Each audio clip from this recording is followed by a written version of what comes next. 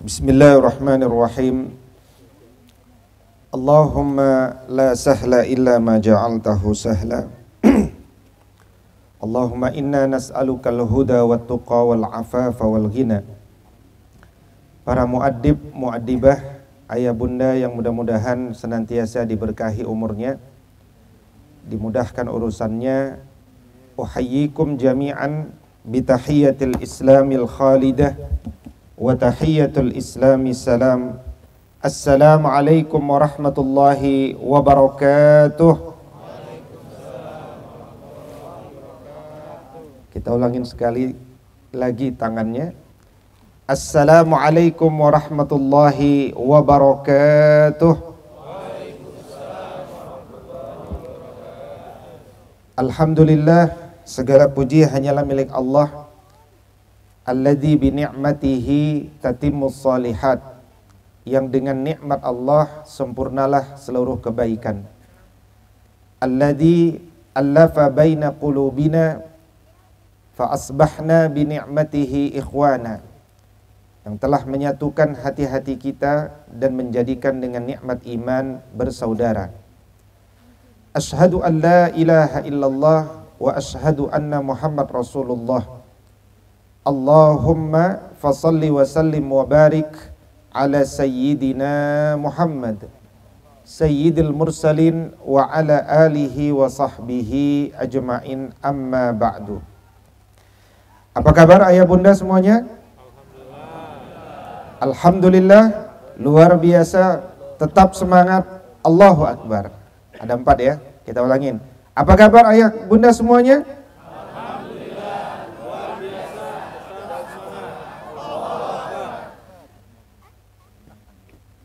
Ada satu karya dari Al-Imam Abu Hamid Al-Ghazali. Karyanya banyak sekali beliau ini. Lahir tahun 1058, wafat tahun 1111 Masehi. Beliau menulis karya salah satunya Al-Adab Fid Din, adab dalam beragama. Di antara isi adab dalam beragama itu adalah adab orang tua kepada anaknya. Dan mungkin kemarin sudah membaca satu tulisan ya yang di-share di grup. Tapi ketika saya share di grup, ada yang tanya, Ustadz, judulnya nggak salah nih, bukannya adab anak sama orang tua ya? Saya jawab, enggak salah, adab orang tua kepada anak. Tapi dengan adanya pertanyaan itu juga saya jadi mikir, jangan-jangan selama ini ketika kita bicara adab, kita selalu berorientasi pada anak yang beradab sama orang tua. Tapi kita lupa adab kita kepada anak-anak kita. Nah, ini sama juga dengan ketika kita bicara kata durhaka. Ketika kita bicara kata durhaka, yang kita ingat adalah anak tidak boleh durhaka sama ayah bundanya, orang tuanya. Tapi kita tidak pernah terbayang bahwa kalau tidak ada fragmen peristiwa yang sering disebutkan terkait tentang datangnya seorang ayah ke Khalifah Umar ibn al-Khattab radhiyallahu taala anhu, tentu kita tidak akan pernah sadar bahwa kita pun para ayah bisa durhaka dengan anak-anak kita. Masih ingat ya kisahnya ya? Bagaimana seorang ayah datang kepada khalifah dan bertanya atau mengadu, "Wahai Umar, saya ingin mengadukan anak saya yang durhaka kepada saya."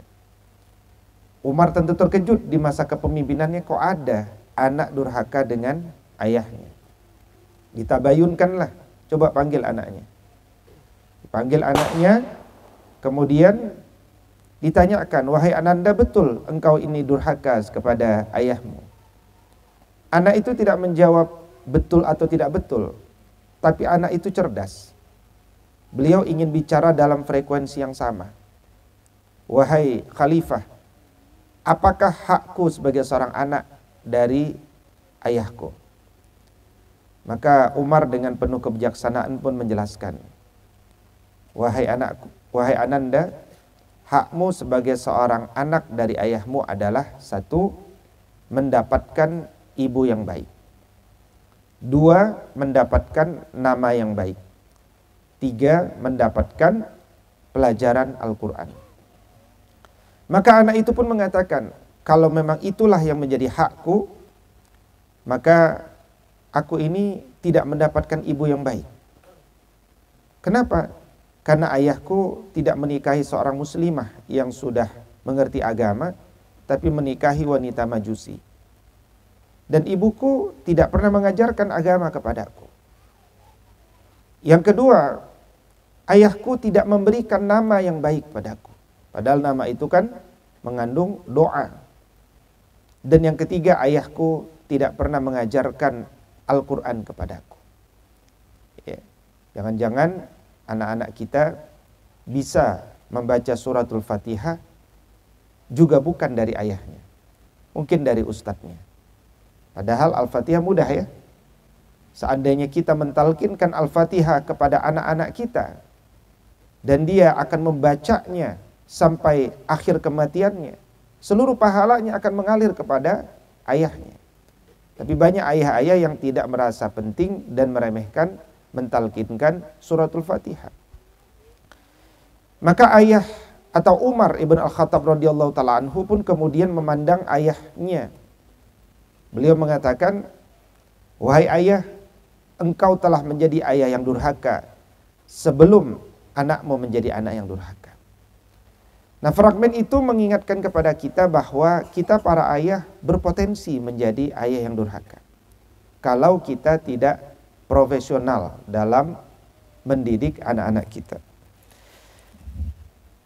Baik sahabat semuanya, di dalam kitab Al-Adab Fid Din yang ditulis oleh Imam Al-Ghazali tadi, beliau mengingatkan kepada kita pentingnya kita sebagai seorang ayah menghormati kehadiran anak-anak kita. Anak-anak ini dipersepsikan oleh setiap manusia yang baik adalah yang pertama, dia adalah rahmat dari Allah Subhanahu wa taala. Dia adalah kasih sayang Allah Subhanahu wa taala kepada kita yang merindukan seorang anak. Kita ini diciptakan dengan jiwa yang punya ruang akan bahagia ketika melihat anak di fase-fase tertentu yang akan semakin meningkat di usia tua akan kecintaan kita pada anak. Karena itu mereka yang mengidap penyakit child free, ya, child free ini tidak mau punya anak, seakan-akan mengatakan bahwa wahai anak, jangan ganggu karirku, jangan ganggu cita-citaku, jangan hambat perjalananku. Itulah yang kemudian hari ini terjadi. Orang-orang seperti ini akan menyesal di kemudian hari. Iya. Atau sehingga mereka mengatakan kita menikah, tapi menikah kan tidak harus memiliki anak. Akhirnya untuk memenuhi kebutuhan itu, dia membuat teori-teori bahwa dunia ini sudah kebanyakan manusia, kita harus berkontribusi mengurangi jumlah manusia dengan tidak memiliki anak. Padahal kalau ditelusuri secara mendalam, sebenarnya adalah hal yang pertama tadi, yaitu dia merasa terganggu dengan anak-anak. Anak ini juga harus kita persepsikan sebagai amanah dari Allah Subhanahu wa taala. Juga titipan dari Allah Subhanahu wa taala. Allah mengamanahkan anak kepada kita. Maka kita tidak boleh khianah. Kalau kita tidak mampu mengelola amanah atau titipan dari Allah Subhanahu wa taala ini, yang harus kita lakukan seharusnya adalah belajar mengelola amanah. Belajar menjaga titipan Allah Subhanahu wa taala. Memang dalam persepsi kita anak ini beban. Tetapi dalam konsep iman kita yakin bahwa Allah Subhanahu wa taala tidak mungkin membebani kita dengan sesuatu di luar kemampuan kita. La yukallifullahu nafsan illa wus'aha. Tidak mungkin Allah membebani kita. Kita pasti mampu. Pasti. Bukan duga-duga, kita pasti mampu. menjadi ayah yang baik. Kita pasti mampu menjadi suami yang baik. Ya, kita pasti mampu. Persoalannya apakah kita mau untuk menjadi ayah dan suami yang baik. Untuk menjadi suami dan ayah yang baik, maka kita perlu mengetahui apa karakteristik dan amalan-amalan suami dan ayah yang baik. Untuk mengetahui itu kita perlu belajar. Maka apapun latar belakang kita, jurusan teknik, jurusan kedokteran hewan, jurusan ilmu komputer, dan seterusnya, tetap ketika kita sudah punya anak, pada saat itu kita berubah status. Kita harus menjadi seorang pendidik. Dan pendidik itu bukan sekedar mudarris, muallim, atau murabbi, tetapi kata Syekh Muhammad Naqib Al-Atas, pendidik itu adalah muaddib, agar senantiasa terkoneksi bahwa arah kita dalam membimbing anak-anak kita adalah melahirkan generasi beradab. Kenapa kita berorientasi pada melahirkan generasi beradab atau a good man? Karena hanya generasi beradablah yang diharapkan dapat mengembalikan peradaban Islam yang gemilang. Bagaimana mungkin peradaban bisa bangkit tanpa adanya orang-orang yang memiliki adab? Maka peradaban yang hanya dibangun oleh orang-orang yang tidak beradab, dia mungkin sekedar hadarah. Hadarah itu hudur, sebelumnya ghaib. Jadi kalau masyarakat itu dulu suka berpindah-pindah, nomaden, kemudian dia bertempat, maka kata Ibn Khaldun, hadirlah peradaban. Di situ terjadi distribusi air, distribusi listrik, kalau hari ini distribusi sumber energi. Maka itulah peradaban, terjadi peradaban. Tapi kalau hanya itu yang disebut peradaban, maka semua negara, semua bangsa pun melakukan itu. Ya, bangsa-bangsa Mongol, bangsa-bangsa Skandinavia juga melakukan itu. Maka peradaban yang kita maksud bukan sekedar hadirnya satu ekosistem yang tidak berpindah atau hadarah. Tetapi yang kita inginkan adalah peradaban yang dibangun untuk tujuan membayarkan hutang kita kepada Allah, yang itu berawal dari memberikan atau membangun kesadaran pada seluruh elemen keluarga kita bahwa kita punya hutang kepada Allah Subhanahu wa taala. Dan peradaban itu dikenal dengan kosakata tamaddun. Tamaddun ini masih dipakai, dilestarikan oleh orang-orang Riau, Malaysia, ya, Singapura, Thailand. Tapi kalau di Indonesia sudah semakin jarang. Dulu di masa-masa awal dipakai. Dan kosakata tamaddun ini sangat erat kaitannya dengan konsep ad-din. Ketika kita mengkaji konsep ad-din dalam Islam, maka kita akan terkorelasi dengan Allah yang punya nama apa? Ad-Dayyan. Ya, kita ketahui nama-nama Allah Subhanahu wa taala yang tertulis di dalam Al-Qur'an ada 99 nama. Tapi yang tertulis di dalam hadis dan tidak ada di dalam Al-Qur'an jauh lebih banyak lagi. Di antaranya adalah misalkan di dalam Kitab Tauhid Sahih Al-Bukhari, Allah Subhanahu wa taala menjelaskan bahwa kelak di yaumul hisab yuhsyarullahu al-ibad fayunadihim bisautin. Nanti akan dikumpulkan kita semua ini dan kemudian Allah akan bersuara dengan suara yang didengar baik oleh mereka yang dekat maupun mereka yang jauh. Apa kata Allah Subhanahu wa taala? Anal malik wa anad dayyan. Ana al-malik. Aku adalah al-malik. Ada di dalam Al-Quran Al-Malik? Ada. Wa ana ad-dayyan. Dan aku adalah ad-dayyan. Apa makna ad-dayyan? Aku adalah zat yang maha pemberi hutang. Kapan kita berhutang? Kita pernah punya hutang janji. Masih ingat? Di Quran surat berapa, ayat berapa hutang itu disebutkan? Quran surat bukan Al-Baqarah. Nah, ini ayat yang menjadi dasar awal bicara peradaban. Yaitu surat, alhamdulillah, untung hadir pagi ini kan. Yaitu Quran surat Al-A'raf. Surat ke-7 ayat 172. Kita boleh tidak hafal 6.236 ayat Al-Quran, tapi saya rekomendasikan mulailah hafal satu persatu ayat-ayat penting, di antaranya 7172. Allah Subhanahu wa taala berfirman, A'udzu billahi minasyaitonir rajim. Wa idz akhadha rabbuka min bani adama min zuhurihim dzurriyyatahum wa ashhadahum ala anfusihim alastu bi rabbikum qalu bala shahidna an taqulu yawmal qiyamati inna kunna an hadza ghafilin.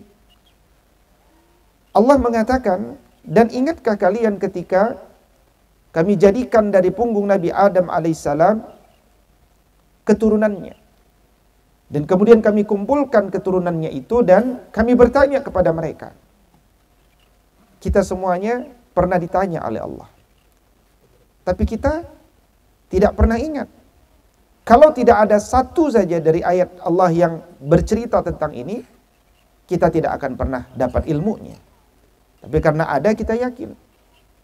Maka kemudian Allah mengatakan, alastu birabbikum, apakah aku ini Rabb kalian?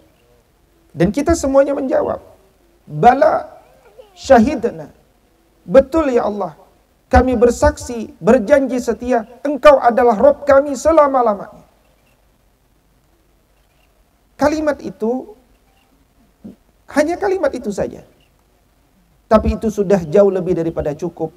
Antaqulu yaumal qiyamati inna kunna an hadza ghafilin. Mudah-mudahan tidak ada di antara kita yang mengatakan, saya kok tidak tahu ayat ini, saya lalai ya Allah dengan ayat ini.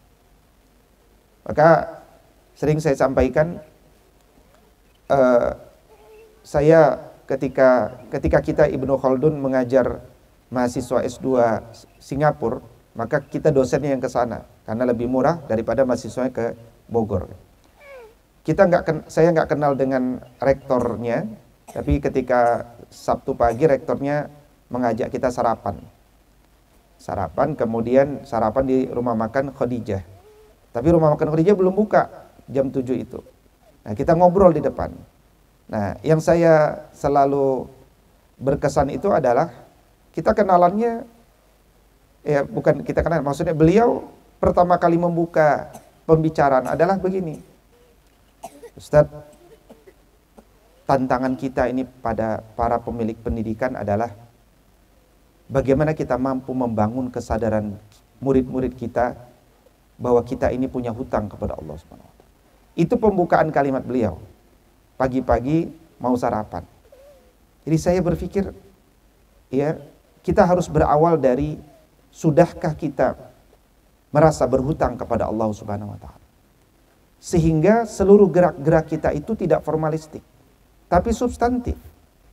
Substansinya satu, untuk semakin makrifat kepada Allah, mengenali hakikat Allah, sehingga kita cinta dengan syariat. Jangan sampai kemudian makrifat dan hakikat kita akan Allah lemah, tapi kita sudah semangat bersyariat. Akhirnya semangat itu membuat kita lelah, membuat dia menjadi beban yang tidak punya ruh. Ya, karena nanti turunan daripada gerakan-gerakan pendidikan itu ada penghafalan Al-Quran, penghafalan matan-matan, pengembangan ilmu pengetahuan. Kalau dia tidak diawali dengan kesadaran berhutang kepada Allah, dia berat. Karena itu kemudian, kenapa kemudian kita hari ini menikah dan memiliki keturunan? Karena hal ini adalah bagian daripada proses yang harus dilakukan oleh orang-orang beriman untuk kembali mengembalikan peradaban dan atau merawat peradaban yang telah hadir. Karena itu kata Imam Abu Hamid Al-Ghazali, hormatilah anak-anak kita. Kehadirannya harus membuat kita bahagia. Dan perasaan itu akan mendorong kepada kita untuk menjaga sikap kita kepadanya. Anak-anak kita tidak akan jatuh jauh seperti kita. Coba lihat, anak-anak orang Medan sama anak-anak orang Jogja, beda kan? Bahasanya, cara bicaranya, intonasi suaranya. Karena memang orang tua orang Medan sama orang Jogja beda juga kan? Pilihan kosakatanya, kemudian intonasinya tadi, atau mungkin kemudian beberapa gayanya berbeda. Kenapa? Karena memang turun-temurun, diturunkan dari orang tua ke anak, dan ke anak. Maka buah itu tidak jatuh jauh dari pohonnya. Maka seperti apa anak-anak kita, seperti itulah kita. Ketika kita telah menikmati kecintaan kita kepada Allah, mudah sekali bagi kita untuk membagi kepada anak-anak kita. Kata Imam Al-Ghazali, minimal ada 5 hal yang seharusnya ditegakkan seorang ayah dan bunda kepada anak-anaknya. Sehingga kemudian kebersamaan kita dengan anak-anak kita akan meninggalkan kesan-kesan positif dalam sepanjang kehidupan anak-anak kita kelak. Adab yang pertama yang beliau nasihatkan kepada kita adalah hendaknya ayah dengan bunda selalu membantu agar anak-anak kita terbiasa dalam berbuat kebaikan. Yang pertama adalah kata beliau, bantulah anak-anak kita agar terbiasa dalam berbuat kebaikan. Nasihat ini memberikan inspirasi kepada kita. Nak, engkau harus tahu apa itu kebaikan. Kebaikan memiliki banyak bahasa di dalam bahasa Arab. Di antaranya apa? Kebaikan, bahasa Arabnya albir. Ya, albir. Dan ini ada di dalam Al-Quran maupun di dalam As-Sunnah. Lawannya albir dalam redaksinya nanti kita ketahui adalah al-ism, yaitu dosa. Albir, kata Nabi, husnul khuluq. Kebaikan itu adalah akhlak yang terpuji. Wal ism, sementara dosa, mahaka fi nafsika wa karihta an yattali'a alaihin nas. Dosa itu adalah engkau merasa tidak nyaman melakukannya, dan kalaupun engkau melakukannya, engkau tidak ingin diketahui oleh orang lain. Maka kita sedang mengajak diri kita untuk merasakan mana albir, mana al-ism. Dialog inilah yang kemudian kita bisa sampaikan kepada anak-anak kita. Nak, engkau bersama Abi harus sampai mengenali apa itu kebaikan.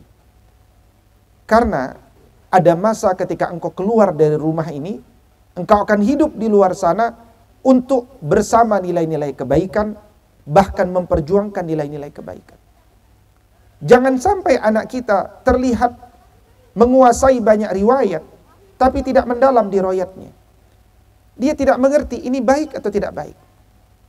Atau kalau dia sudah tahu itu baik meskipun samar-samar, dia tidak enak untuk menegakkan kebaikan. Dia lebih memilih berdiam diri daripada merawat kebaikan. Termasuk kita tahu yang namanya sifat malu, kebaikan tidak? Kebaikan kan?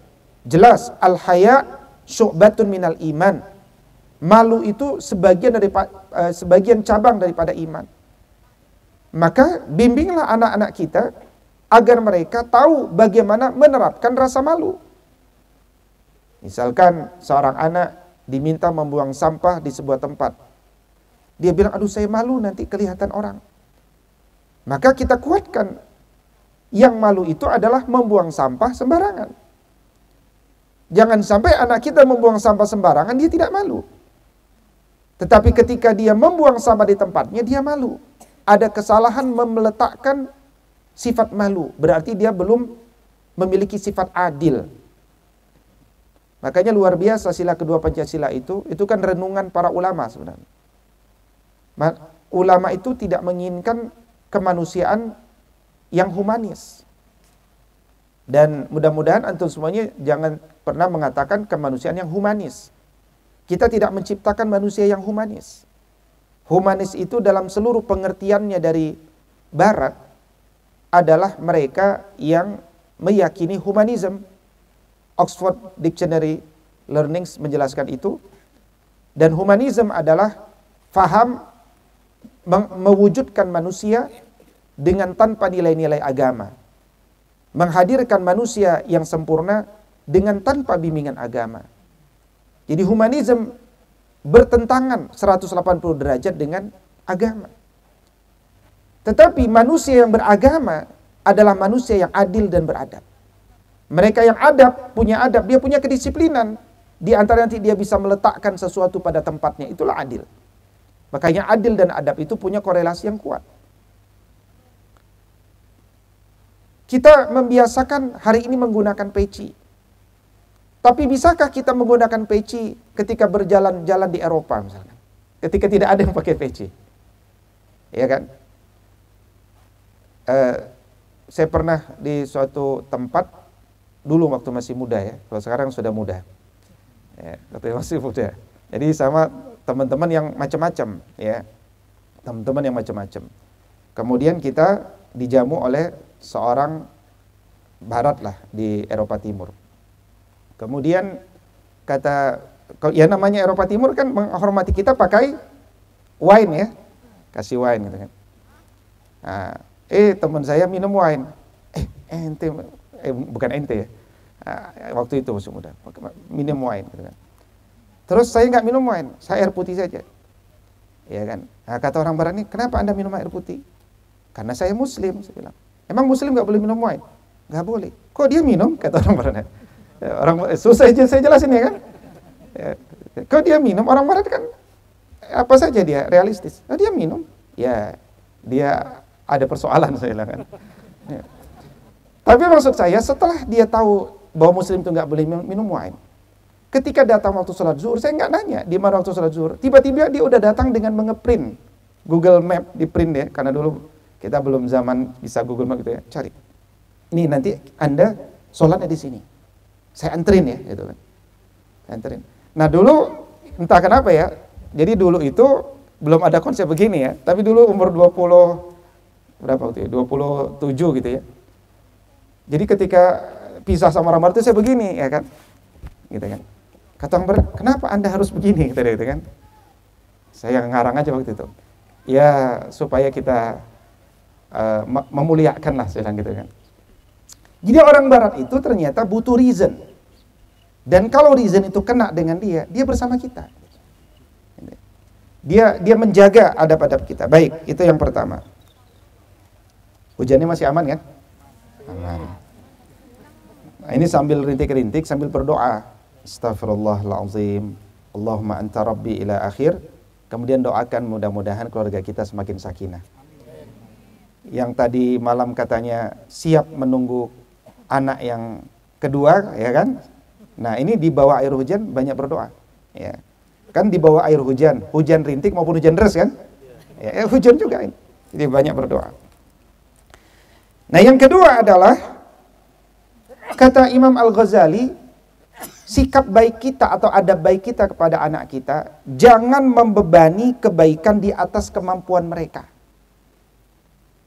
Anak-anak itu sedang tumbuh berkembang.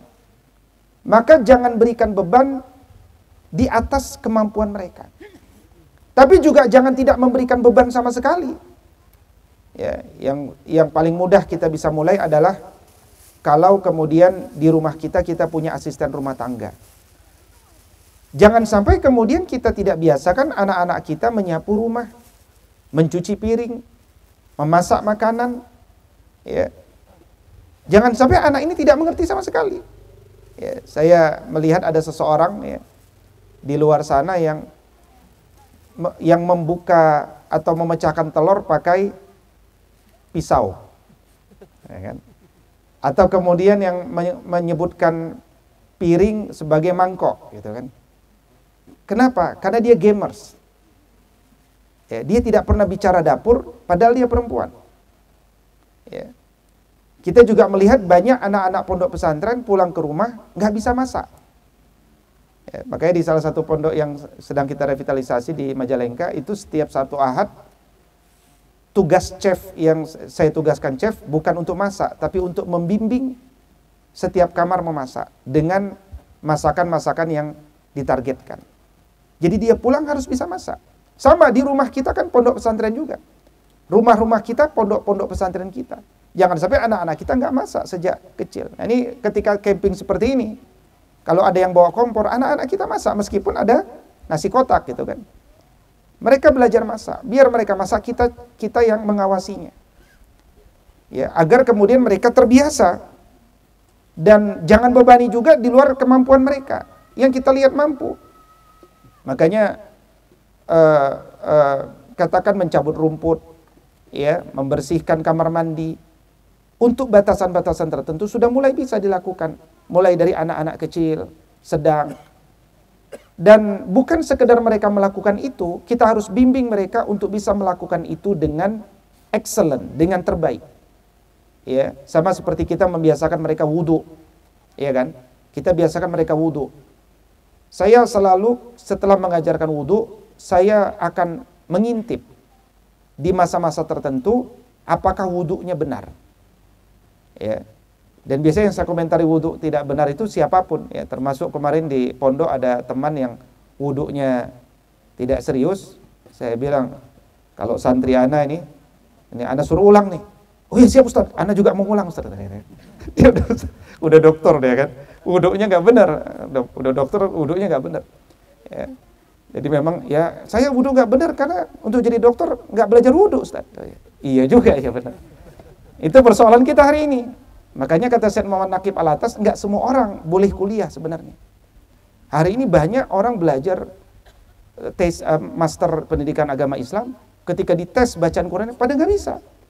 Padahal dia mau menjadi master, yang gitu kan. Saya bilang mahasiswa, Anda ini suhu, kalau master kan suhu. Suhu bidang pendidikan Islam. Pendidikan Islam itu pendidikan Quran. Tapi Anda dites nggak bisa baca Quran. Harusnya belajar baca Quran dulu baru masuk magister kan begitu kan? Tapi kan kata kampus, wah kelamaan kalau nunggu dia bisa dulu. Nanti mahasiswa kita nggak ada. Nah itu realitas hari ini kan. Yang ketiga, kata Imam Al-Ghazali, tidak memaksa mereka saat mereka jenuh. Ya, saat mereka lelah. Misalkan menghafal Al-Quran. Jenuh, lelah. Ketika dia jenuh, jangan dipaksa. Nanti mereka patah. Ajak mereka healing, ajak mereka camping, ajak mereka beristirahat. Anak-anak kita dari pondok pesantren pulang kok tidur melulu. Ya nggak apa-apa, alhamdulillah nggak usah dipersoalkan. Ya, dia itu sedang merindukan rumah karena di pondok nggak pernah bisa tidur. Ya kan, begitu ada di rumah dia pengen tidur. Kalau di rumah pun dia nggak bisa tidur, di mana lagi dia mau bisa tidur gitu kan?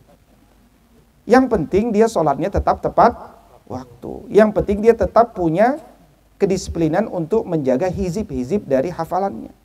Yang penting dia tetap bisa membantu kita. Ketika dia ingin tidur, tersenyumlah. Nah, tidurlah. Yang kuat, kumpulkan lagi energimu, karena engkau akan berangkat lagi ke pondok untuk melanjutkan yang lebih baik lagi. Ya kan? Kadang-kadang kita ini pengen anak kita hafal Quran. Nah, engkau harus jadi penghafal Quran ya. Kenapa Bi? Supaya nanti memberikan mahkota buat Abi gitu kan. Bi, kakek masih hidup Bi? Kan kalau anak kita pintar begitu ya. Masya Allah, cerdas anak kita. Abi kok enggak ini berat nak? Dia betul ya berat Bi, aku juga berat gitu kan. Nah, tapi ayah kan pasti punya jawaban kan. Kita tukaran aja gimana? Engkau cari makan, ya kan? Abi ngafal masuk pondok pesantren. Abi ini, ya kan banyak abi-abi yang terlambat kan. Abi ini pengen ngafal Quran nak, tapi nggak sempet-sempet karena harus buat program, harus buat apa kalau dokter apa, kalau Ustadz ini kan ada programmer kita kan, buat program ya kan, buat jualan, marketing macam kita nih sibuk gitu kan. Nah karena itu kemudian nikmati saja proses itu, tetap dampingi, tetap awasi. Ada hal-hal yang sifatnya kita bisa maklumi, Ada hal-hal yang sifatnya kita harus tegakkan kedisiplinan itu. Ya. Berikutnya yang keempat adalah jangan melarang mereka ketika mereka mencintai satu bentuk ketaatan. Ya. Saya pernah punya pengalaman ya. Ada satu murid dulu ya, ada satu murid lah dulu, mahasiswa, ngaji dengan saya. Ternyata murid ini akhirnya punya kesenangan wudu selepas batal ya. Setiap batal dia wudu. Ini amalan seorang sahabat bukan? Setiap batal wudu dia wudu. Kemudian saya dipanggil sama orang tuanya. Kira-kira dengan bahasa halus dia ingin katakan, anak saya belajar aliran apa ya? Kok sekarang dia setiap ini wudu? Ya. Justru kalau anak kita nggak pernah mau wudu, dia senang main games, kita harus khawatir ini aliran apa ya? Jadi kalau anak kita mencintai salah satu bentuk ketaatan yang sifatnya sunnah, maka dukung dia. Ini anak kita punya minat bakat yang beda-beda. Ada yang minatnya mungkin membantu orang tua, ada yang minatnya mungkin sholat tahajud. Coba bayangkan dulu, Sayyidina Abdullah ibn Umar radhiyallahu ta'ala anhu, beliau ini kan mimpi ketika tidur di masjid, dibawa malaikat ke nerakanya, ke lembah neraka. Terbangun ketakutan, tanya sama kakaknya Hafsah, dibawa ke suaminya. Kemudian Nabi SAW mengatakan, wahai Abdullah ibn Umar, makna mimpi itu adalah bahwa engkau akan menjadi orang yang salih, terjaga kebaikannya selama engkau menjaga tahajudmu, selama engkau menjaga qiyamul lailmu. Dan usia beliau waktu itu masih belasan, tapi Nabi memanfaatkan itu untuk menanamkan satu bentuk sunnah. Dan Abdullah ibn Umar sejak Nabi mengatakan itu sampai usia tuanya tidak pernah meninggalkan qiyamul lail. Maka kita qiyamul lail itu mudah-mudahan jangan setahun sekali pas JKK gitu ya. Anak-anak kita bertanya, qiyamul lail ini berapa menit ya? Nanti lama enggak ya? Karena kita bicaranya formalistik. Tapi kalau qiyamul lail itu maknanya qiyam ma'al Qur'an. Kata para ulama, ya kata sebagian ulama, qiyamul lail itu maknanya qiyam ma'al Qur'an. Kita ini sedang berdiri untuk menikmati ayat-ayat Al-Quran. Maka nikmati ayat Quran sambil berdiri. Sepanjang hari kita lebih banyak duduk daripada berdiri. Supaya seimbang kita berdiri. Supaya lebih berkah kita nikmati dengan memurojaah hafalan-hafalan Al-Quran kita. Maka dia menjadi kebutuhan kita di waktu sahur. Di waktu di mana waktu itu paling dekat dengan Allah Subhanahu wa taala. Wabil asharihum yastaghfirun. Di waktu sahur itu kita memperbanyak beristighfar kepada Allah. Nah, dialog-dialog seperti ini perlu kita sampaikan kepada anak-anak kita. Ada dialog, ada pengantar, ada motivasi. Jangan pakai ilmu pokoknya. Sesibuk apapun kita, ya. Udah pokoknya qiyamul lail aja. Dia akan ikut taat tapi dia nggak paham. Kalaupun kita terburu-buru katakan, "Nak, ayo ikut dulu, nanti Abi jelasin." Gitu kan. Jangan sampai kemudian dia tidak pernah difahamkan. Anak yang tidak pernah paham, dia tidak akan pernah bergerak bersama kita. Dia hanya bergerak bersama kita ketika ada kita. Ketika kita tidak ada, dia akan merdeka. Tentu bukan ini yang kita inginkan. Yang terakhir, kata Imam Al-Ghazali, jangan mengungkit-ungkit kesalahan mereka dan jangan meninggalkan kesan buruk dalam pendidikan yang kita berikan kepada mereka. Mungkin anak-anak kita dahulu pernah punya salah. Mungkin anak-anak kita dulu pernah punya persoalan. Tapi hari ini adalah hari ini, kemarin adalah kemarin. Ada dua hal kan yang harusnya kita biasakan untuk lupakan. Satu, perbuatan baik kita kepada orang lain di masa lalu. Lupakan saja. Yang kedua, perbuatan buruk orang lain kepada kita di masa lalu. Lupakan.